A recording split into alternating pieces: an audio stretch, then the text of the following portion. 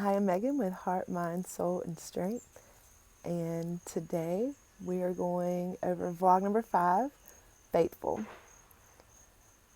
This topic has come about through about 2 months now of a lot of trying times. And I know I smile when I say that, but I'm grateful that I can smile. These past 2 months have seen the strain on friendships and time with family. It's seen a lot of ebb and flow in the company with gaining amazing new clients and also having failures. And that hurts to admit, it hurts to confront it, it hurts to be confronted by it. But I'm learning, and our company's learning, and it it's just shown me a lot of lessons, a lot of places where we need to improve, a lot of places where I can't do it myself, and that hurts. I realized that I've come to start trying to outwork God, and if any of you have experienced that, you know it doesn't work, and you just exhaust yourself, and you bring anxiety and stress. And I've seen myself trying to go back to old coping mechanisms to deal with that stress, and the whole thing all around just isn't healthy.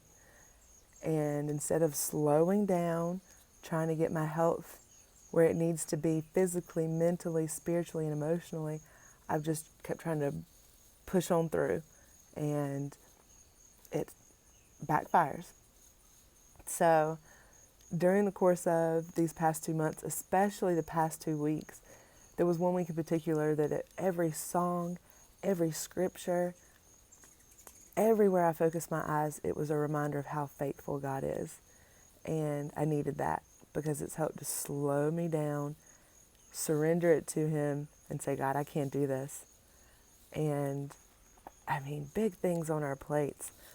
For example, we have with the company a Halloween party coming up October 31st, and the money will go towards a scholarship for a DACA student. So someone who was brought here by their parents from another country, and they're here, they know this as their home, and they want to have educational opportunities as well. That's so far beyond us, raising the money for it, getting the support from vendors and venues, and to see that in just a matter of a couple of weeks, God really brought those things together. Granted, we do want to do this the right way, so we want to pay those vendors so they're not having to donate everything. So the next phase is going to be raising the money for this. Same with outside of the company.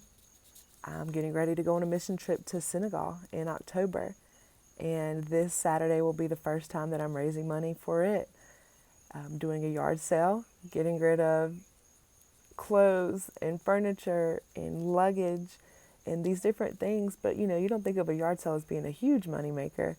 But I'm praying to see some loaves and fishes kind of miracles going on with this yard sale, and to see how supportive my church has been and the people of the church, to have someone just randomly reach out to say, hey, can we help you set up that day? I mean, it's unreal. So the next couple of months, I'll be very interested to see how these things come about and what God does and how we see His hand in it, because I know these things are so far beyond myself, so far beyond the teams that are working on them. And I'd rather share that now, because when these things do come to fruition, I want to be able to point back and say, like, God did all of this. And since just focusing on His faithfulness, it's been incredible just to see my mindset and how it changes. Doesn't mean that I don't keep running back to fear and back to anxiety and back to worrying, but even one of the lessons that I did this past week is from The Real God by Chip Ingram, and it went over a couple of verses that I just thought were really key. One being from Lamentations 3:21 through 24. It says, Yet this I call to mind, and therefore I have hope. Because of the Lord's great love, we are not consumed, for His mercies never fail. They are new every morning. Great is your faithfulness. I say to myself, the Lord is my portion, therefore I will wait. And I know I covered that recently, but it just kept hitting me that his compassions, his trust, it's it's never ending. His mercies, like I said, we've had our failures and we've had our mistakes, but I'm so glad it doesn't end there. That we get a second and a third and a fourth chance, and not that we should take advantage of those, but that we should learn and grasp onto that knowledge that He wants us to have, and that we should wait for Him, not try to run out in front of Him, but to let Him lead us, go out in front of us.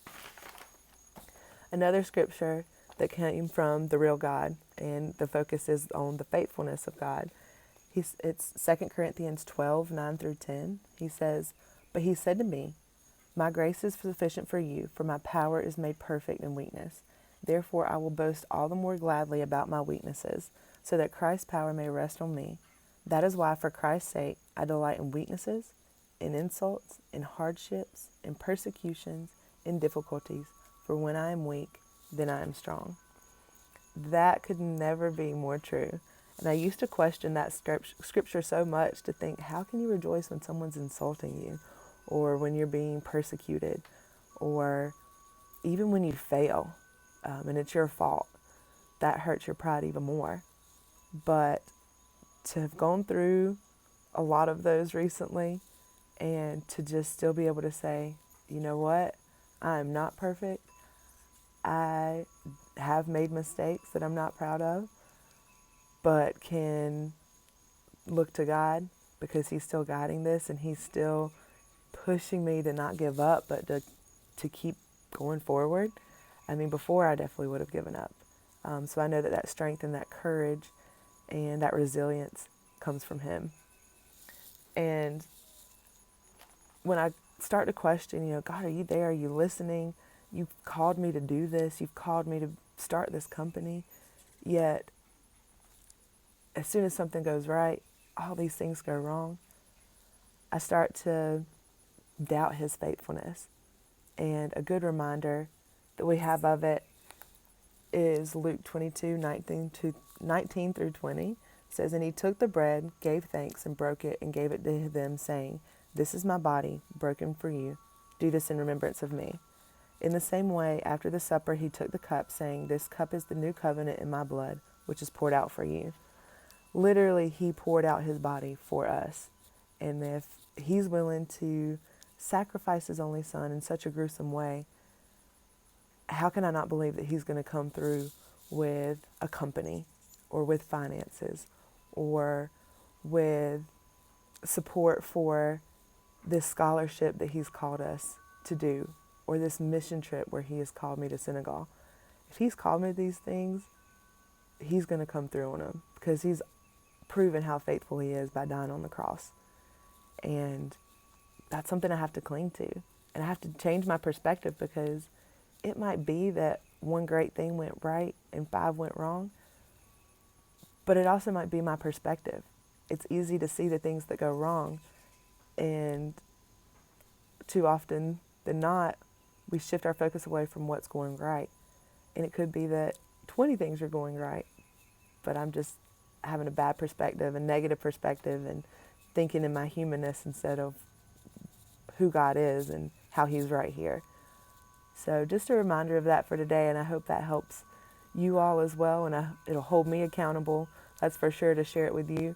And next week, I'll be able to share a little more about how the yard sale went, and I'm excited to see and share an update on that. I just know that God's going to do big things, and He already is. So stay tuned, and we'll see you next week on Heart, Mind, Soul, and Strength.